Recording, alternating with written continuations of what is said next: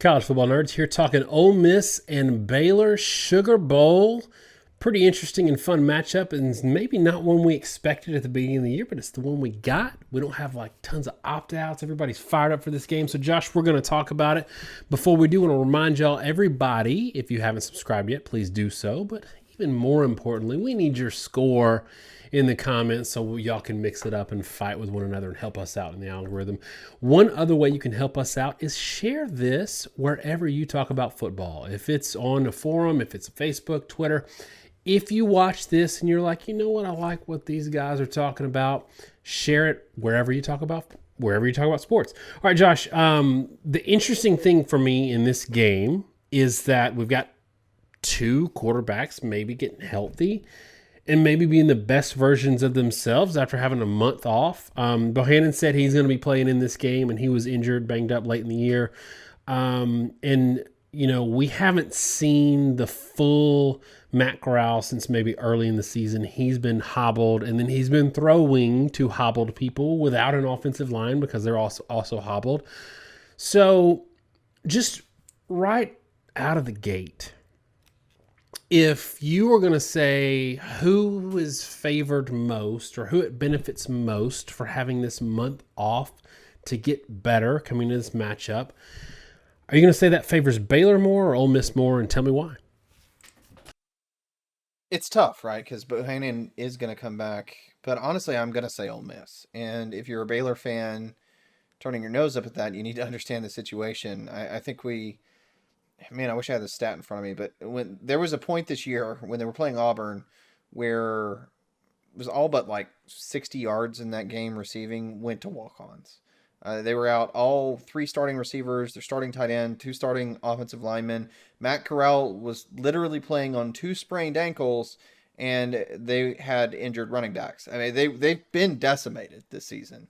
And when you look at Ole Miss as a program, they have not scored 40 points this year, despite all the Lane Kiffin hype, since the Arkansas game, middle of October. But the thing is, Matt Corral has not been healthy since the middle of October. He sprained his ankle and really couldn't run against Tennessee, and then tweaked it, and then following weeks really hurt his other one, and then was really, really hobbled. They just have not been the same team. And at the end of the year, they started to show flashes of what they were supposed to be, got a little bit healthier. The numbers don't always back it up across the board, but you could see it. I think in this game, we're going to see much more of the sort of offense we were expecting to see from them all year. And I mean, give them credit, right? You go through and you have a 10-2 record, first 10-win regular season in Ole Miss history. Great year for them. But I think the amazing thing is they really did it off the defense, because their offense has been beat to hell. And I think the time off is going to potentially transform that offensive side of the ball. The team that put up 61 on Tulane, the team that put up 43 on Louisville without even really trying to begin the year, we haven't seen that team this season since. And I don't know that we'll see it completely, but I think we'll see something that's a lot more akin to it than the team, even at the end of the year when they had guys playing, virtually everyone playing for them was playing through injury. And I think they'll be a lot healthier in this game, or at least that's my expectation.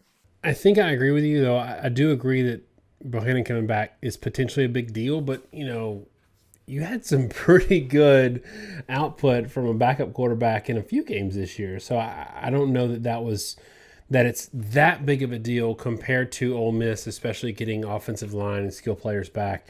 It's interesting to note that people like Ely, who could go pro this year, who has proven enough that they could really maybe sit out this game like a lot of other people are doing, because they've got enough tape out there and there's nothing left to prove, but they're all coming back, which says a lot in terms of mentality of this team. I think you noted that Lebby is staying to call the plays for this game. So it seems like everybody on both sides of the ball, or both of these teams, are really treating this like a game that matters, which is funny because everybody's told us that nothing outside of the playoffs matter, and I completely disagree with that notion. These are the kind of matchups that I love to watch. Hell, Josh, we were watching Tulsa and ODU earlier today, and that just because we like football. So I'm excited that we don't have opt-out city in this game. We've talked a lot about the isolation of conferences and that being a problem. And it's particularly acute this year in the Big 12 because, yes, there's the BYU game that Baylor had, but in pure P5, pure P5s, you've got the top two teams in the Big 12. Oklahoma State and Baylor played no true Power 5. And I don't really fault Baylor because I think BYU is a legitimate team and I don't think they're bad or anything like that. But what it doesn't give us is good cross-connecting data points in terms of comparisons. And if you look at the rest of the Big 12, they really struggled out of conference, including against a lot of G5 and FCS. So there's this notion that, you've got a clean record, 11-2. You've got, I think, 10-3 for Ole Miss or 10-2 for Ole Miss. And how do you reconcile that, Josh? And maybe this is a good time to get in the model. How do you reconcile this and compare these two teams at all in terms of a prediction or understanding what to expect in this game, given that the conferences were so isolated this year, especially in the Big 12? And maybe that's not Baylor's fault, but it does present a challenge, and I'd love for you to talk about that. Sure. And while I'm talking about it, I'm going to challenge you to see if you dug up some stats or records of Big 12 teams. See if you can dig that up and you can walk through it because I do think it's interesting. Our model has this game dead even. It has it 28 all. Mississippi's favored by a little bit when it comes to decimal points, but 28 all. From a yardage perspective, Baylor about 5.9 yards per play to Ole Miss having 5.6. I see Mississippi in my records, and I just think Mississippi State because it's weird to me to type in Ole Miss or type in Mississippi instead of Ole Miss because of the way the data gets pulled in the system, and it always trips me up. Anyway, everything across the board here really suggests these are pretty evenly matched teams in a lot of ways. The one thing that's pretty different between them, Ole Miss's pass offense is a good notch better than Baylor's passing offense. And then for Baylor's part, their run defense is a good bit better than Ole Miss's run defense. Now, interestingly, pass defense, Ole Miss actually rates higher in our metrics, 92% of opponent averages. Baylor's only 95%. Baylor has not done great this year defending the pass. They have been kind of dunked on a couple times. Texas Tech had 10.8 yards per attempt. TCU had 11.1. BYU had 11 yards per attempt. Now, the funny thing is they won 2 of those games, but several times this year they've kind of popped. And they've had some phenomenal games where they've shut people down. I'm on Oklahoma State. They only allowed 5.6 yards per attempt. Yeah, they gave up 260, but they did it on almost 50 pass attempts. But it hasn't been a phenomenal performance from Baylor on pass D. It's been mostly rush D. And that kind of balances a lot of stuff out where Ole Miss is a more balanced team than I think people give them credit for. They've run the ball a lot more than they've thrown it this year. I'm not sure if people realize that. Last year it was a rush offense really that made them so effective. And and a lot of this really comes down to injuries and perspective and all that, right? Because you've got these two teams, you have evenly matched up, at least in theory. But again, we've talked about the injury situation at Ole Miss. They had injuries in the offensive line. They had injuries at running back. Corral couldn't really run the way they wanted to. And I think it took a lot of what they wanted to do in the run game out. Because you can't run the zone read because Corral's not a threat to keep it. The interior rush or interior run blocking wasn't as good. And it took away certain components of the game, not to mention running backs were hobbled. That might come into play a little bit more. But, in general, I think your take on this game comes down to the fact that our model is comparing you against the teams you did, how they did against everyone else. And the problem for the Big 12 is it's how you did against the Big 12 teams, and it's also how the Big 12 teams did, by and large, only against other Big 12 teams. And so when we talk about isolation, that's the problem. I mean, we're not saying you necessarily did poorly, beating a highly ranked BYU team. No, the UAB game kind of, I don't know if it rightly or wrongly puts a stain on that. Boise was a big matchup for Oklahoma State. Oklahoma goes out and they play a close game against Nebraska. They don't look great against Tulane. Or Tulane, Tulsa. Everything is kind of in this weird place, but most importantly, we didn't have a ton of marquee games to sort of set a baseline. And every model, every computer has to have some way of judging one conference to another. It doesn't have eyeballs. It can't look and say this team is faster. What it can look at is do your performance, and it can say you did X well against Team B. Team B in their conference did Y well, and so it kind of relates you based on that. Our model is a little less geared towards that. We're very conscious of it. But in my mind, I'm still bothered by things like Arkansas running Texas out of the building, and Texas being a team that, they had a bad record, but were generally competitive, but looked just totally overmatched for the most part against Arkansas. And so, I don't know. Me personally, I have a hard time taking it at face value that these two conferences are even. And now, usually when I say that, I get proven wrong, but sometimes I'm not.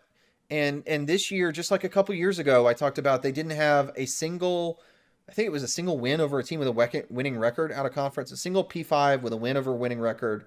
And then they just had a horrible bowl slate when everyone was looking at the ACC. I really worry the Big 12 as a conference, and I'm sorry Big 12 fans are all mad at me right now.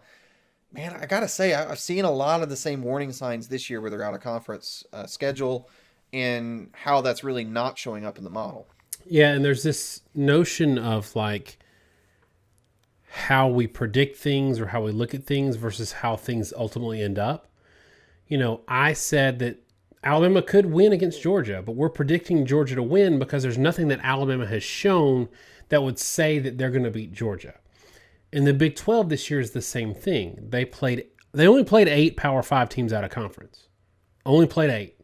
2 of those had a winning record. So they played the entire Big 12, played 2 Power 5 teams with a winning record. They lost both of them by double digits, both of those games. And so at some point, at least in terms of predicting things, and I want to give this caveat because I always say this, 2018 Clemson played a bunch of nobodies. They played absolutely nobodies and just ran through the playoffs. They just murdered Alabama. It was no problem. So you can play a weak schedule and still be a really good team. So that's not necessarily Baylor's fault that the rest of the Big 12 couldn't beat anybody.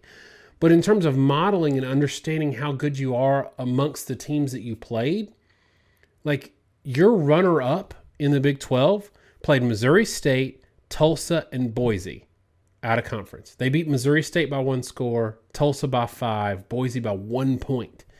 That's the runner-up in the Big 12 this year. So, yeah, it looks great when you circle the wagons in conference and you play other Big 12 teams who haven't played anybody. Somebody's got to win that game. To Baylor's credit, they won 11 games this year.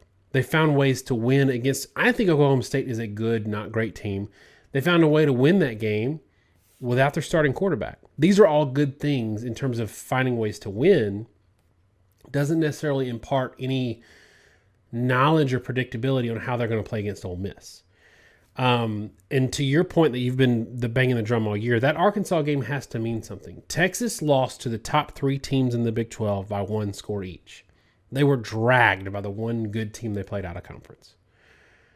So I don't want to belabor this point too much, but that's just kind of our thought is how do we do anything with the Big 12 this year? And like you said, we always get proven wrong at the end of this because we die on these hills and then we are proven wrong. And we could be proven wrong in this game. But in terms of looking at matchups, put the out of conference stuff aside, put the we don't know stuff aside, in terms of just what you've seen from Baylor this year.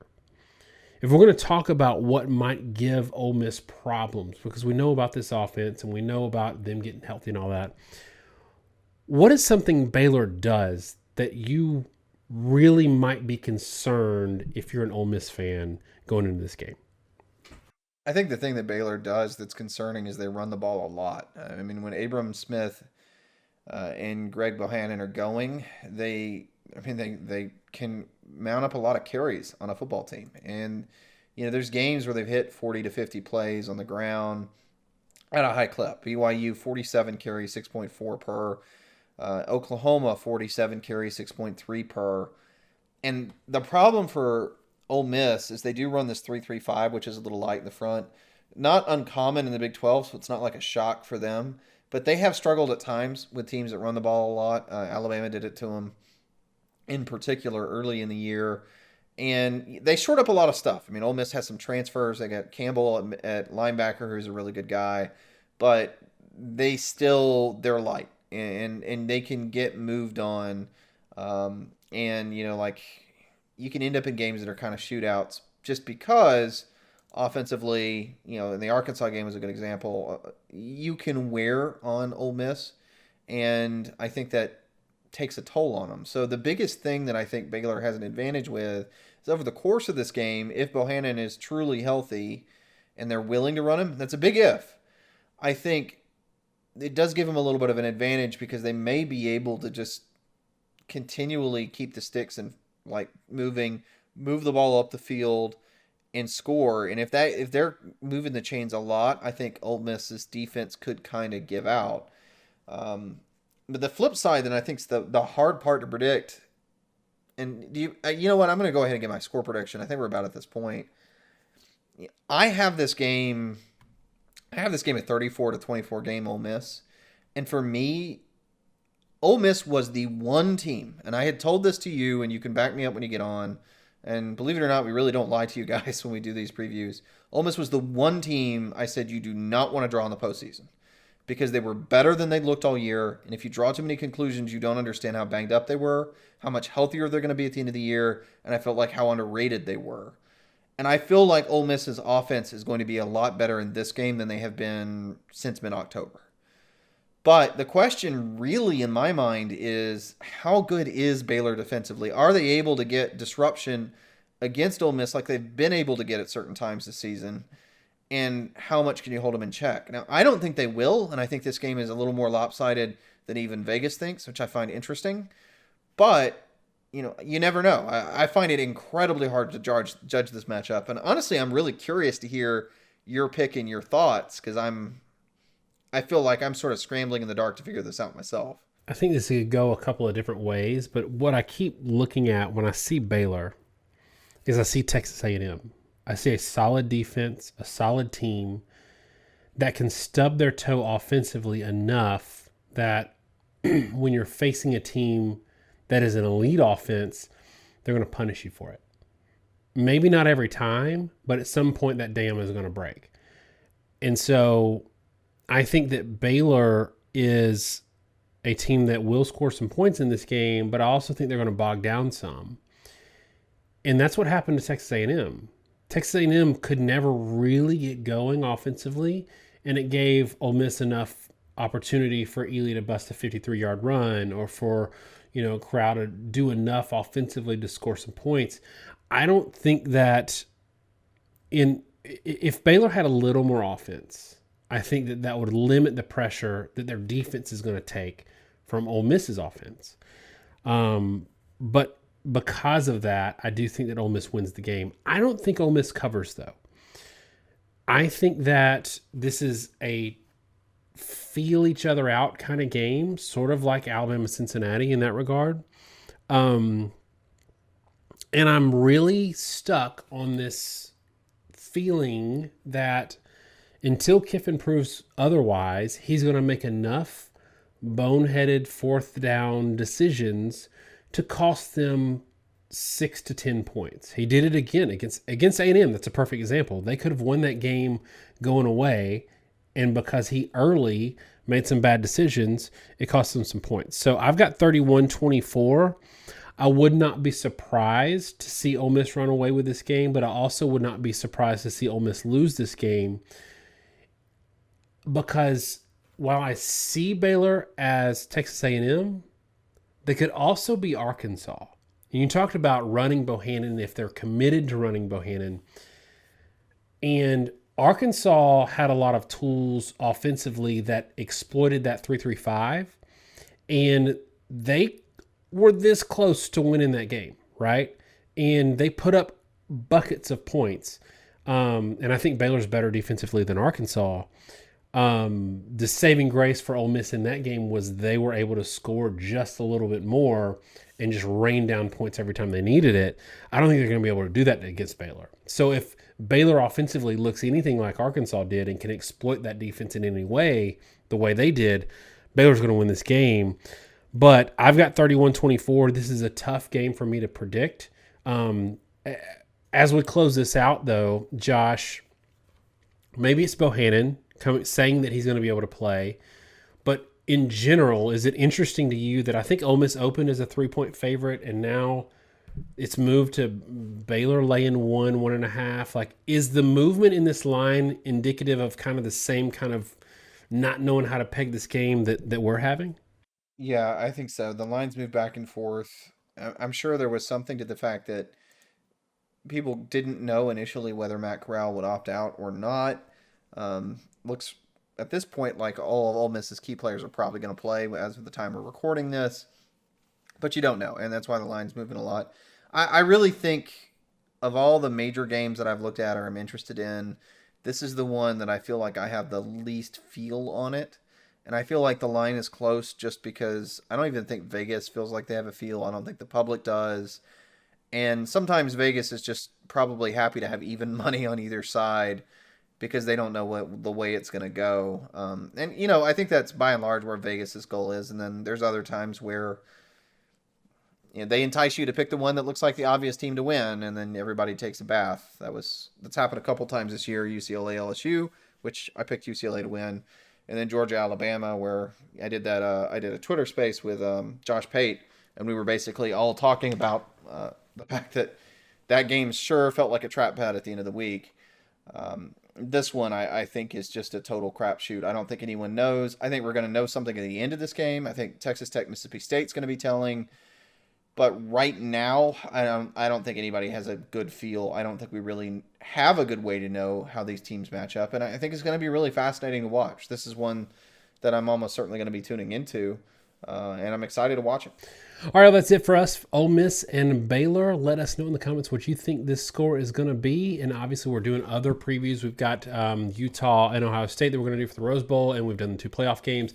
So keep an eye out for those. If you like what you heard so far here and you've already shared us somewhere and you want some more of us, those things will be out there. And the podcast links are also in the description if you want to listen and not watch. Thanks so much, y'all. Have a great bowl season, and God bless.